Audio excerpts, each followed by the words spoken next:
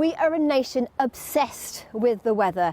94% of people will have spoken about the weather within the last 6 hours, and at any one point in the day, a third of the UK will be talking about it. Now, I'm lucky enough to talk about the weather every day on TV, and actually any time that somebody will listen to me. But we're also obsessed with our gardens. They've become a space of sanctuary, particularly this last year during the pandemic. And in fact, there's been a survey by the National Garden Scheme, and they found out that 92% of people said that their gardens were extremely important to them, particularly for their health and well-being. And 87% of people believed it helped to relieve their stress. So we love our gardens, and to make the very most of these outdoor spaces, we need to know about the weather. The weather is so important. So I've teamed up with Honda to bring you a series looking at the weather and our gardens throughout the season, particularly looking at climate change. It has a massive impact on what's going on in our gardens, and actually will have a massive impact as we head into the future as well. We'll also be meeting some experts right along the way who'll be bringing you top tips of what you can do in your garden throughout the season. They'll be using the quality lawnmowers that Honda has to offer. They're reliable, they're durable. You've got the cordless ones that are battery operated, so electric, better for the environment, there's no emissions. The really cool robotic ones, and of course the good old tried and tested petrol mowers as well. So it's time to meet our very first expert. Hello. Hi Laura, welcome to Stockton Bury Gardens. Thank you so much for having us on this cold day. It is chilly, but it's lovely to see you. This place is absolutely beautiful. It's amazing. I was going to ask how you fell in love with gardening. It's easy to see why, but tell me more. Well, I mean, it's obvious. I loved being surrounded by plants and flowers. My uncle created this garden during my lifetime, so it was an obvious career choice for me. So I started working in garden centres, nurseries, eventually became a parks gardener and greenkeeper, unusually. No way. So yeah, quite a different choice for a woman. And then I moved into magazines and garden writing. So I've edited magazines, written a few books. And so I now write and garden here together, hand in hand, which is a wonderful combination. Just written a few books in your spare time. And actually, how has lockdown been for you? Very different. We didn't open the garden here to the public last April as normal. That's such a shame. It was very, very strange having the garden to ourselves. We had a lot more wildlife visiting because of less visitors. But I think I've noticed that the industry as a whole and gardening as a whole has really excitedly attracted a younger generation of gardeners. Mm-hmm. I think with social media, people being stuck at home, mums that are homeschooling have used the garden to get the kids outside. So I'm really excited that we've, during this pandemic, we have actually encouraged a new generation of younger gardeners with new ideas, new demands on their gardening space. So that is a positive that's come out of this. Definitely a multifunctional space for many families. But we have seen increasingly in recent years that people are using alternatives to grass. Yes. I know that doesn't make you feel not great. happy about that. I love my lawn, and there is nothing better than walking across your lawn on a sunny day with bare feet. Oh yeah. Kids doing roly-polies, cartwheels, it's just absolutely gorgeous. And the lawn brings wildlife to the garden. It is what we should have. It's the backbone to our gardens. It's a lovely sort of backdrop to all the wonderful plants and flowers that we grow. And I actually believe it's really easy to look after compared to gravel or other things. So what would you say if people think, well, maybe it's just a bit too hard to maintain a garden, I'll go for an alternative? So I would absolutely say no to an AstroTurf because of the environmental impact it has on our gardens. We need our lawns to allow for drainage with the amount of rain that we're having that only too well about. There will be more rain. Yes, so it's absolutely key that we keep them for that reason. But also AstroTurfs and artificial grass. If you fall over as a child on artificial grass, it can be quite nasty. Really? For pets, it's not ideal because it gets so hot in the summer. It can go up to 60 degrees. Wow. And also in city environments, a normal natural lawn will cool the whole environment. So it's like a cooling blanket. They will eventually sort of fall apart, and they do need maintenance. They do need cleaning. So for me, it's an absolute no-no, and I'm all for keeping a natural lawn. So for you, grass is key. Absolutely, yes, 100%. So is a lawn easy to look after? Absolutely, especially nowadays. We've got some amazing new mowers, and I've been using a Honda mower with a battery pack on it, and it's so easy. Yeah, Just how has that been? slot the battery in, off you go. Really quiet, lightweight, efficient. If you have found mowing in the past exhausting or tricky, rethink, because actually if you buy the right mower, it can be a joy, absolute joy, and really easy to get top results now. So seeing as I've got the weather expert here, lucky me, I wanted to ask you, I mean, I've noticed I'm mowing a lot more. Is that something that is going to set to continue? I assume that's due to climate change. What's the reasoning? Yeah, the world is warming, the UK is warming, and it will have a dramatic effect on what we'll be doing in our gardens. And actually, we're slowly progressing to see different types of things we can grow in our garden, different plants, because things are getting warmer. And actually, there was a survey done by the Woodland Trust looking at the first cut of grass, because grass is one of the first things that grows in the garden. It's one of the last things that finishes growing. And for meteorologists and climatologists, we actually look at grass and the growing season to look at the impacts of climate change. So their survey had 33,000 reports from people reporting their first cut and last cut. 1,500 reports said they cut their lawn all year round. Gosh, I'm amazed. I mean, we've definitely been cutting more here.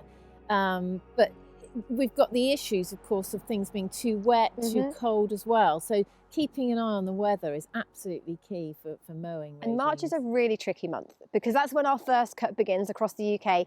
Now, can you tell me, what do you think the average first cut date is in the UK? Oh, guess. Conundrum. I would say March the 15th. Oh, the 9th. The March the 9th. Not bad. On average, around about the Midlands, it's actually around about 2 weeks later in the north and around about 2 weeks earlier in the south because of how warm it is for the grass to start growing.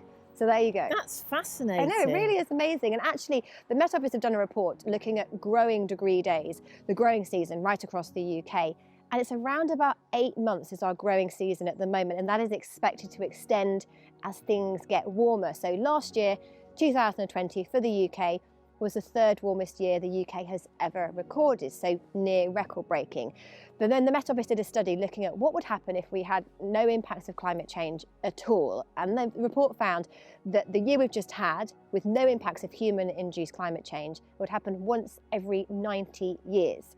We're now seeing those temperatures every other year, and if we change nothing and climate change continues to the end of the century, we'll see those temperatures 9 out of 10 years. Frightening statistics. So this warming trend is very, very clear, and it has a massive impact on the growing season and the growing degree days in the UK. In fact, there's another report that looked at the temperatures across the UK. Now, we have these things called Central England temperatures that go back to 1772. So it's a massive stretch, nearly a 250-year stretch of temperature records. And what we now know, the growing season, the last 30 years, is when we've seen 6 of the 10 longest growing seasons in the UK. So that growing trend, the growing season, it's really easy to see how those go hand in hand. So it's no surprise that us gardeners are changing what we grow in our garden. We're growing less hardy plants. Our sort of plant palette is changing, and the way we garden is changing as well, and set to continue to do so. And the all-important first cut comes down to the temperature in the winter. For every 1 degree warmer that it is in the winter, it actually brings the first cut date forward by 1 week. It's so fascinating that meteorologists are looking at the lawn to get their climate change facts. It's incredible, and I guess you've noticed the change in your garden when you grow, how often you cut it? Absolutely. Really, we've got to cut by the 1st of April because we're open and want it to look lovely, but we tend to cut before that. So I'm looking out for weather, I'm looking at the forecast, I'm looking at how wet the lawn is. So certain parts of the garden stay quite wet, so I would avoid mowing those till they've dried out. Rain is bad. Yeah, rain is not good. Try and avoid cutting on a wet day. And I also mow the lawn in different directions. Why is that? So when you cut with a mower, however good the mower, you might miss the odd blade of grass. So if you cut different ways, you get a really beautiful finish on the lawn, which just gives you that really sharp, good top tip finish. Good top tip. And the other thing is to raise the height of cut. So it's really easy to do this now on mowers. You just literally, on the Honda mower, it's literally just the pull of a handle. Don't cut your lawn too short at the start of the growing season. Yeah, I have heard that. Yeah, because you can sort of scalp it, and then those blades of grass will go brown. So it's wise to keep the cut to about 20 millimetres to start with, or 25 millimetres, and just gently get into your mowing regime. So you start lowering the height of cut as you get into summer. But as it gets very, very dry in sort of July and August, I start to raise the height of cut to keep the moisture in the lawn. So that's something that's really important. And also you've got to look at whether you're collecting the grass clippings or not as well. So it's easy to collect them if you've got a collection basket. And then use it as compost. Exactly, it goes onto the compost heap, so it's really, really useful. So if you've got children in the garden, obviously it's better to collect the grass, because lots of bare feet running around in the summer, you don't want grass clippings everywhere. Yes. In the paddling pool and on the trampoline. Our paddling pool this year, we had a little pot outside to wash your feet before you got in. Very sensible, Laura, very sensible. Yeah, so, but there are benefits to not collecting the grass as well. So on the Honda mower, it's just a flick of a switch and it goes into sort of a mulching mode. Clever. And it leaves the grass on the lawn, which increases worm activity and also reduces the amount of feed you need to add to your lawn. So either way, you've just got to do what suits you and your garden. So it is time to run down March, a sort of an overview of what to expect for March. And it's the first month of meteorological spring. But boy, is it a tricky one, because it literally can throw every kind of weather at us. Yeah. So frost and snow are a big one, because obviously we can still have snow, we can still have frost, as we can see in March, and that's really bad for gardens, isn't it? Yeah, I mean, you can jump too far ahead and with your plans and planting out with tender plants. So you've absolutely got to keep a really close eye on frost. Make sure you protect your plants from the frost. How would you protect them? Well, keep them under cover, tender plants under cover. Sometimes we'll wrap plants in fleece, so don't remove that till we're sure that the frost has gone. Things like dahlias, we'll delay planting them till way after the frost has gone. But a real problem can be is if we have warmth, plants put on this amazing growth, and then it's sort of whipped away from them when the frost comes in. It's really challenging, actually. It must be very confusing for them. And actually, I've been looking at the stats and the facts for frost in the UK. Now, in London, on average, now we have around about 38 days of frost a year.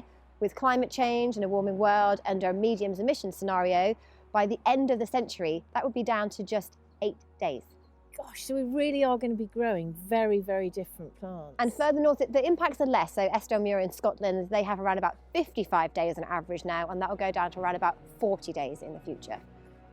But we need our frosts because it kills off our pests and diseases. Oh. So there is challenge ahead. A benefit to having frost. Yeah, because we all want to try and be more organic with our pest control. So yeah, it's not going to be easy. It's going to be very, very challenging. And temperatures, we have a very wide range. By day in the south, it's around about 12 degrees. By night, it's around about 6. In the north, it's around about 9 degrees by day, 2 degrees by night. And we need this magic temperature, some say 5, some say 6 degrees for grass to grow.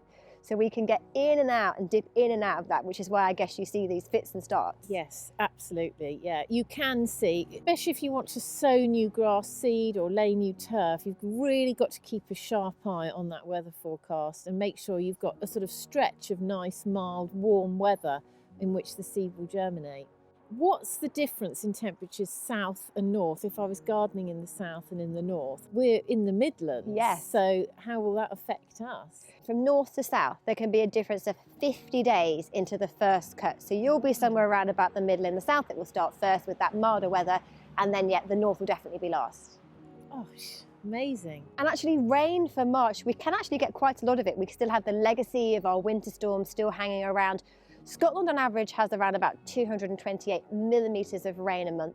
In London, it's only around about 41 millimetres of rain for the whole month. But we know with a warming world that holds more moisture, we are set to see more rain. Our winters are already 12% wetter, and the projections are that they'll be 30% wetter by 2070. So rain is It's not a gardener's friend. No, too much of it, definitely not. I mean, And at the again, beginning of spring as well. that's why we need our lawns to help with drainage. And sunshine in March. Did you know that it is the month when we gain the most daylight in the UK?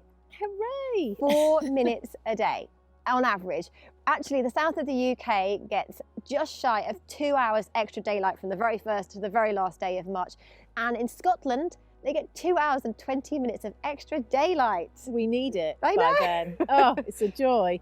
But something else to think about as soon as the sun comes out is you need to start planning what mower you're going to have, because you don't want the growing season to suddenly be upon you and you haven't investigated or got your mower out the shed and given it a service. But the great thing about the Honda mower, I can just charge the battery, slot it in, and off I go. So I think this year mowing's going to be an awful lot easier for me. As soon as that sun comes out and it stops raining. Yes, I will be there. Let's say the sun is out, it is dry, and it's time for our first cut. I know we've just touched on it, so how do you know it's ready? Do you need to go and measure it? And your top tips for that very important first cut? Okay, you don't need to measure your lawn. Okay. That's a relief for you. 600. But if you've cut your lawn well up until autumn, the previous year, it shouldn't be very long. You can see the grass here. It was last cut sort of October, November. So that shouldn't be a problem. If you have left your lawn and it has got out of control, don't panic, because the Honda will manage it easily. But it just means it's a little bit more effort for everyone. You've got a lot more grass to collect, a lot more grass to put onto your compost heap. So the trick is to regularly mow so it doesn't turn into an epic task, really. And the first cut is a shortcut. No, the first cut should be actually just taking the top off the lawn and just tidying it up, and then the next week lowering it again slowly. So I would just go through and lower your blades over the next couple of weeks so that you don't give this lawn a scalped sort of, new haircut look initially. So gently get into your mowing regime. And the other thing to say is, before the mowing season starts, get your composting bins ready, your compost area ready, so that you're ready to put your grass clippings onto the compost heap. Don't overload the compost heap with grass clippings. Maybe have a separate pile so you can add it in and mix it in with other plant material as well. So I would say to you, get the mower you dream of so that it's an easy ride. Know where you're going to store it. Keep an eye on the weather. Don't go all guns blazing and cut it really, really short. And once I think that's where we go wrong in my garden. So once you start mowing, do it regularly, because it will become so much easier for you. It really shouldn't be a huge challenge with modern mowers. It's just, compared to 20 years ago, things have moved on monumentally. So if you've thought, oh, I had a lawn 20 years ago, never again, reconsider it, because it's almost like hoovering. It really is. It's that easy. I don't do hoovering. So March is a busy month in the weather world, or can be. It's a very busy month in the gardening world. So what else? Top tips of things that people should be doing or preparing in their gardens this month? Oh, it's such an exciting time. It really is, to plan ahead. Get your water butts in for the April showers to collect your rainwater. That's a really good top tip. Also, sort yourself out. Get your seed compost ready. You'll be sowing seeds. People have become fanatical about sowing their tomatoes and cucumbers and herbs. So seed sowing is absolutely a must. It's also a great time to plant a new border, put new trees in. It's almost a time where there isn't anything you can't do. You can sow a new lawn. It's a great time to start redesigning your garden, digging new beds, filling raised beds to grow your own potatoes. So during February, I got all my potatoes chitted and ready to go in the ground. Chitted? What does chitted mean? So you put your seed potatoes out in a cool place and they grow little shoots. Oh. And then they're ready to be planted this month. Great. So honestly, the world is your oyster. You can plant seasonal container displays, with primulas. It's just, there is no end of things to do. But just beware of the frosts. Beware of the frosts. And if you're seed sowing, make sure you've got somewhere that you can keep them that will protect them from the weather. Now, we have a lot of moss in our garden. What do I do about that? Now, that is normally caused by bad drainage or also too many overhanging branches shading your lawn. So here at Stockton Bury, we're really good at cutting back our shrubs so that we keep them off the lawn. So if you've got a lot of trees, very mature trees over the lawn, that will encourage moss. So maybe if you can, cut back some branches, let some light into your lawn, but also raking the moss out of the lawn is a really good task. Well, you say that, but actually, if you scarify and scratch up the lawn, it's brilliant exercise for you. It then gives a place for new grass to develop. It's easy to infill with seed. So you just put some seed down and water it, leave it? Put some seed down, yes, so that you can fill in bare patches. But when you're buying lawn seed, there's an incredible range. There's sort of tough grass, there's even grass that will put up with dogs weeing on it, there's grass for shade. So investigate what sort of lawn you want. Most of us want a tough lawn for family fun. So investigate that, get the right grass seed and overseed as spring warms up, and you'll get the maximum use out of your lawn. Okay, talking about warming up, it's time to take a look at the forecast for March. Yes. But before we get to March, let's look back at winter. It was colder, wetter and duller than average. Temperature's really important because it was nearly ½ a degree down on where it should be. The coldest was Scotland, where it was nearly a degree below average, and that means our first cut will come later. I would say around about the 20th of March, maybe a week or two earlier further south, to maybe 3 weeks later further north, because it was that much colder. But here's what's in store for March. The first week is looking good. Lots of sunshine around, largely dry, temperatures average or above. Towards the end of the first week, it turns more unsettled in the northwest with the return of stronger winds, more cloud and more rain. But it's from the 10th onwards, it turns mobile, a classic weather phrase for turning wetter and windier. Atlantic weather fronts move in, bringing cloud, wind and rain. Most likely to be wettest in the north, most likely to be driest in the south, but overall it's not a washout. March's rainfall is looking average, maybe below, and temperature-wise it's looking average or maybe a little bit above, so perfect between the rainfall to get out and cut that grass. So the saying for March is in like a lion, out like a lamb. I've been hearing the lambs actually. Yes, we've had our first lambs. It's really exciting. And so when we get to the end of March, that busy month, April around the corner, what do we got to look forward to? Weeds. Okay, oh no. Yes, so with the warmer comes weeds, and you do get weeds in your lawn, but brilliantly, if you keep mowing regularly, that will actually reduce the weeds. It sort of knocks them out and allows the grass to take over. So you don't necessarily need to do any weed treatment on your lawn, you just keep mowing. But I will be weeding in my flower beds. I will be thinking about supporting perennials and climbers that will be putting on huge amounts of growth, hopefully. And also I am hoping for balmier days and not too much rain. I'm hoping you'll be giving us the right weather forecast so I can get out there with my beloved Honda mower and enjoy mowing the lawns. I promise I will try. Hopefully it'll be warmer than it is now. So we will see you in April. We'll be bringing you all the science of grass growing, telling you about the weather and the changing climate, how it's affecting our garden, and our top tips from our expert telling you what's happening in your garden in April.